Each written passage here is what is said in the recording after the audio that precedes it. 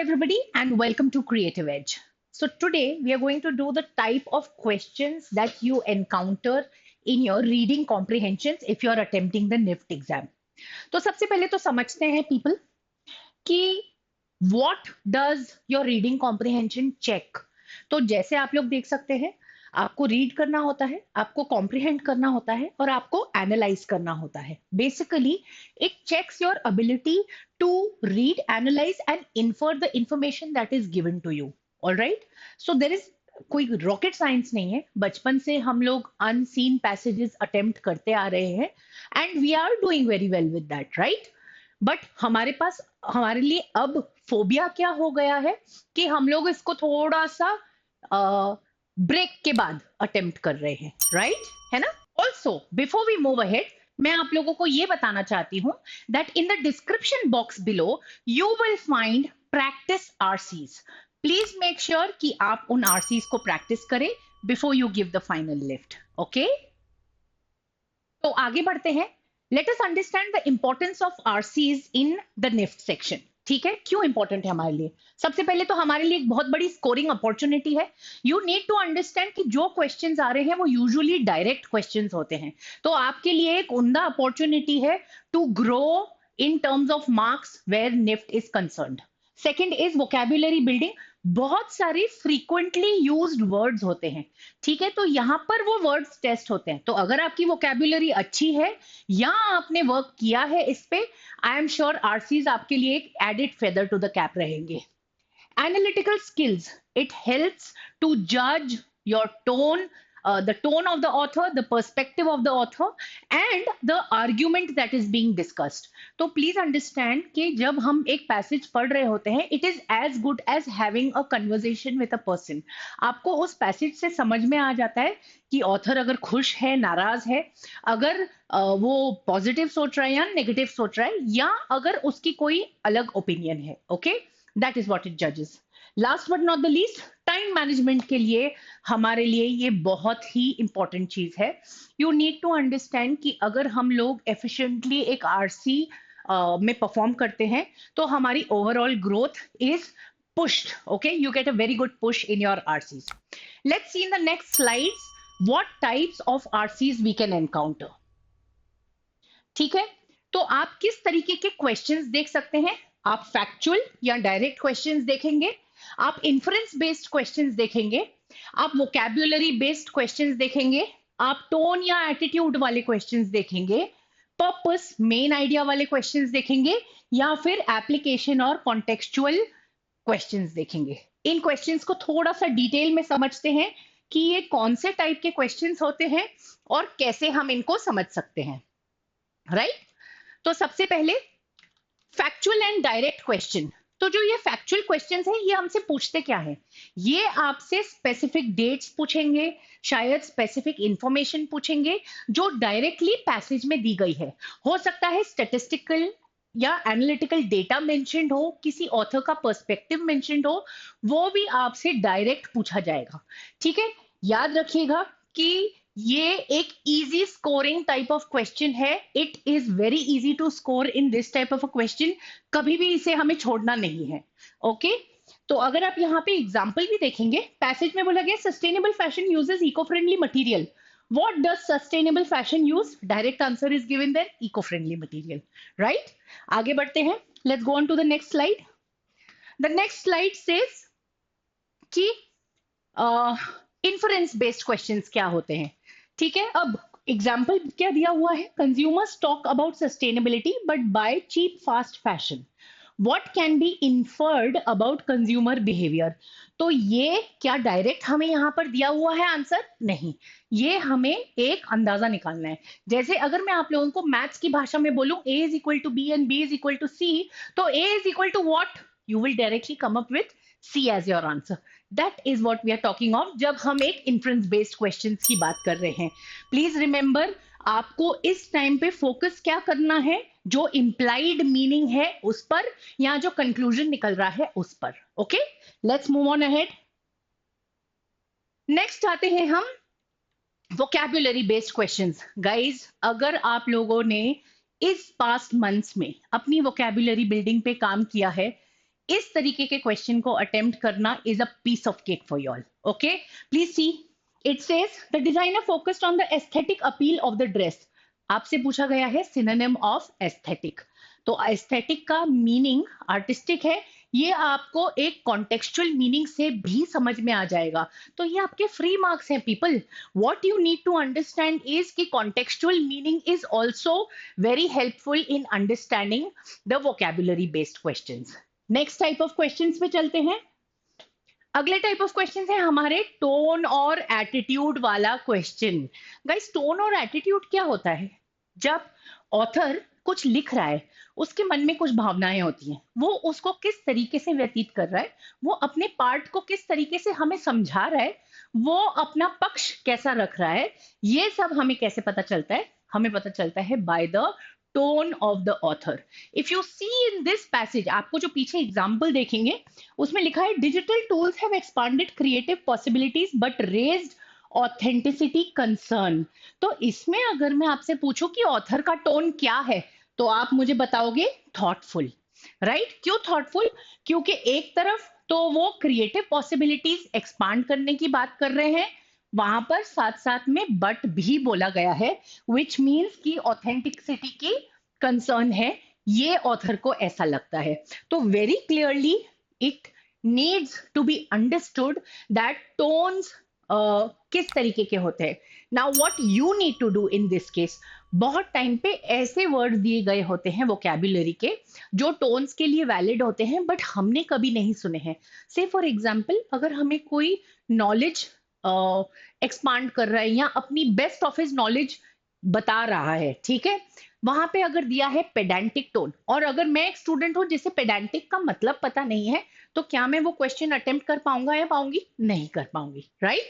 So you need to understand that not only this is the tone question a tone question, it can also add on and be a vocabulary based question. Let's see another type of question, guys. Yes, so the next type of question is a purpose or main idea question. Now what does that ask you? It asks you basically the central theme of the passage. इस तरह आप इस तरीके जो questions होते हैं इसमें आपको क्या वर्ड्स दिखाई देंगे? What is the purpose of the author in giving this statement? What is the main idea of the passage? और maybe what does the author intend to convey through this passage? तो इस तरीके से आपको question से ही समझ में आ जाएगा कि वो हमें क्या पूछ रहा है. वो हमें या तो मेन आइडिया पूछ रहा है या तो पर्पस पूछ रहा है. राइट? Got it? आगे चढ़ते हैं. नेक्स्ट इज एप्लीकेशन और कॉन्टेक्चुअल क्वेश्चंस. गाइस, सबसे ज्यादा डिफिकल्ट टाइप ऑफ क्वेश्चन अगर कोई होता है तो वो ये होता है. यहां पर होता है आपके एनालिटिकल स्किल्स का टेस्ट. ओके, जैसे मैंने आप लोगों को बताया था कि हमारे most of the questions are directly from the passage. These type of questions would be those questions जो डायरेक्टली पैसेज से आपको आंसर नहीं मिलेगा. यहां पर टेस्ट होंगी आपकी एनालिटिकल स्किल्स. हम जब पैसेज रीड करते हैं उसको कॉम्प्रिहेंड कैसे करते हैं, इस पे डिपेंड करता है कि हमारा एनालिसिस क्या है.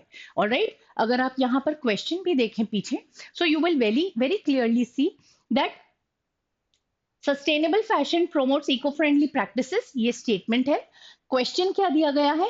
If a brand claim sustainability but uses plastic, what can be inferred? Okay, so what can be inferred मतलब क्या है कि यहां पर डायरेक्टली उसका आंसर नहीं दिया गया है, बट अगर आप स्टेटमेंट रीड करेंगे तो आपको उसका आंसर जरूर समझ में आ जाएगा.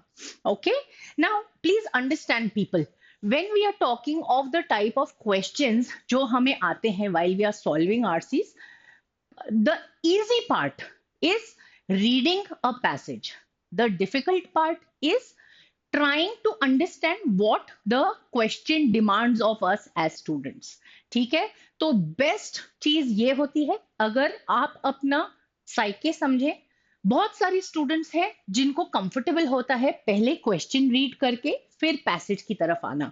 अगर आप वैसे स्टूडेंट हैं जिनका माइंड वैसा वर्क करता है, प्लीज पहले क्वेश्चन पढ़िए, but aware, please be aware You are not going to read the options. Options subconsciously हमारे माइंड के साथ प्ले करते हैं, तो try and refrain from reading the options. Question जरूर पढ़िए, go back to the passage then. But अगर आप एक स्टूडेंट हैं जिसको पहले पैसेज पढ़ना पसंद है, go ahead and form that strategy. Remember, it is you who has to score maximum marks, not me. Okay, so you are the one who is sitting right there and trying to give his best shot. So try and do it in a way that ensures not only accuracy but also takes care of the speed while you are attempting the passage. Let's go through a few more tips that we can just work on while we are at RCs. Okay, सबसे पहली बात, read the passage carefully guys, no skimming. आपको skim करने की कोई भी जरूरत नहीं है. स्किमिंग और स्कैनिंग दो टेक्निक्स होती हैं जो हम रीडिंग कॉम्प्रिहेंशन के दौरान की बात करते हैं. But I am sure by the end of the tenure आपको समझ में आ गया होगा कि स्किमिंग की जो जगह है वो बहुत ही मिनिस्क्यूल होती है when it is talking of passages. Alright, next is identifying the main idea and the supporting points. I have always believed that हम एक पैसेज को अगर एक मूवी की तरह सोचें तो हमारा काम बहुत आसान हो जाएगा. Say for example, you go for a movie and you look at the main characters of the movie. You look at what is the story revolving around those main characters, and last but not the least, what is the movie trying to tell me as a human being, right? This is exactly what is expected from you from a passage. आपको main characters ढूंढने हैं passage में, उन main characters के इर्द गिर्द जो story चल रही है वो ढूंढनी है, और तीसरा कि ऑथर ये सब आपको क्यों बता रहा है, right? That would be finding the main idea and supporting points. Third is answer directly from the passage for factual questions. Please understand people, आपके फैक्चुअल क्वेश्चंस आपके दोस्त हैं, आपके एनिमीज नहीं.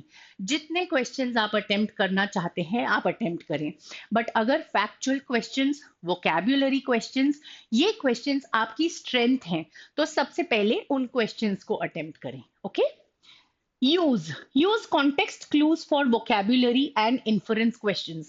I am sure जब हम लोग एक vocabulary based question पे थे तभी भी आपको समझ आ गया होगा कि हमने vocabulary की मदद से नहीं, contextual meaning की मदद से उसका मतलब ढूंढा, right? So reading comprehension is the best thing जो आपको एक vocabulary based question को आंसर करने में हेल्प कर सकता है. आप शायद एक सिनोनिम, एक एंटोनिम को आंसर ना कर पाए when it comes to vocabulary और अ न्यू वर्ड, बट अगर रीडिंग कॉम्प्रिहेंशन में वैसा वर्ड आ जाता है, that is going to make your life easier. Let's see another thing, avoid outside knowledge. Guys, when I was in school, मेरी एक teacher थी जो बोलती थी कि जब भी हम एक पैसेज रीड करते हैं हमें हॉर्स ब्लिंकर्स पहनने चाहिए. आपने देखा होगा जब घोड़े दौड़ते हैं एक रेस में, वो लोग यहाँ पे साइड में लेदर के पैचेस लगाते हैं, उनको हॉर्स ब्लिंकर्स बोला जाता है. So now why is that put? ताकि वो यहाँ वहां ना देखें. एग्जैक्टली ब्लिंकर्स लगाने की जरूरत है आपको अपने पैसेजेस में भी. अगर आपकी पसंद का पैसेज है, इट्स नेचुरल कि आपको उसके बारे में बहुत ज्यादा पता होगा, ठीक है?